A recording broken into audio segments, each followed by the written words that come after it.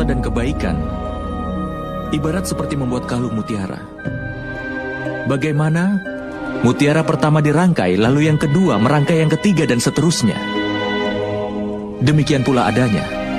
Satu perbuatan baik berdampak ke yang lainnya. Dan satu dosa pun berdampak ke yang lainnya. Penyebab dari dosa adalah kesombongan seseorang. Seseorang dapat menghindari dirinya dari perbuatan dosa hanya saat dia melihat hukumannya. Tapi kadangkala dia dibutakan kesombongannya. Kebiasaan untuk berbuat zalim dan jahat akan membuatnya semakin sering melakukan itu. Tindakan membahayakan dan perbuatan tidak adil masih bisa ditoleransi.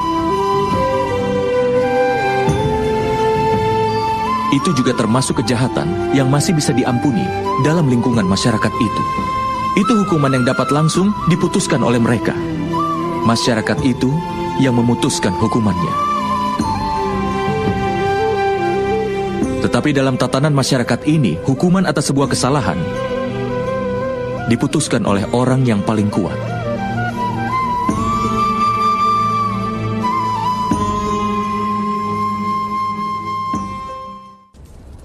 Apakah kau tahu batasan dari pengorbanan bagi orang-orang yang mencoba untuk membangun kebenaran? Batasan dosa dari orang-orang berdosa adalah akhir dari pengorbanan mereka. Dengan kata lain, sampai orang-orang berdosa dan dosa-dosa mereka diampuni, pengorbanan harus dilakukan oleh orang-orang yang membela kebenaran. Itu tidak dapat dipungkiri, kan teman?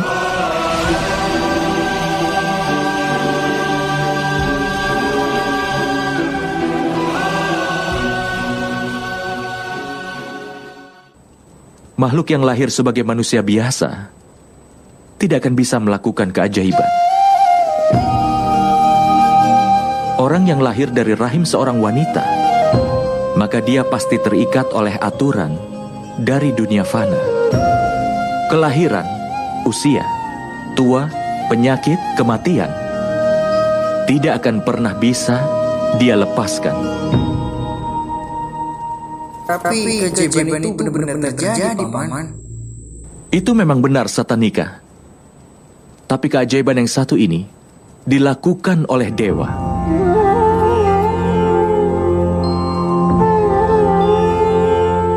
Ketika orang dengan segenap ketulusan jiwa dan raganya mau menghapus kejahatan dan membangun tatanan hidup yang baik dan benar, aib dan dosa dalam dirinya bisa diperangi. Maka dewa pun akan melakukan keajaiban untuk melindungi moral dan menetapkan kesejatiannya.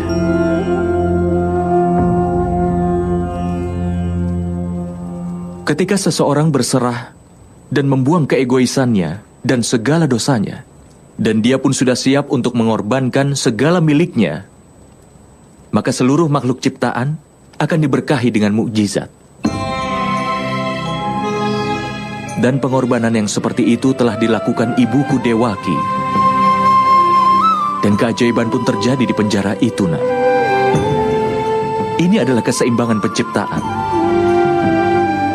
Tapi dewa hanya melakukan mukjizat ketika ada manusia yang melawan hukum alam, namun kesejatian yang sebenarnya ada di dalam hati. Sehingga manusia jangan pernah menyerah untuk berjuang. Setiap kali seseorang berjuang untuk menghindari dosa, bahkan dalam bentuk perjuangan yang sekecil apapun, maka dewa akan melakukan mukjizat untuk melindunginya. Artinya, kalau kalian ingin mencari bantuan dari alam semesta ini dan juga dari para dewa, maka pertama-tama berserahlah dan jauhilah keegoisan dari segala dosa. Belajar tetap tegar di segala keadaan. Tapi ada satu kebenaran.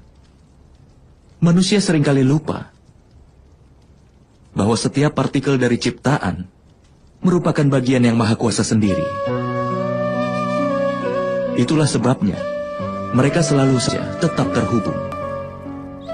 Seperti cara bunga menyebarkan aromanya di seluruh ruangan.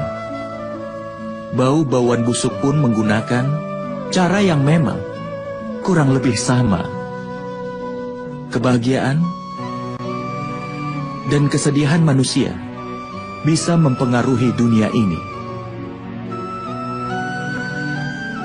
Kebahagiaan seseorang juga bisa membuat bahagia orang lain di sekitarnya.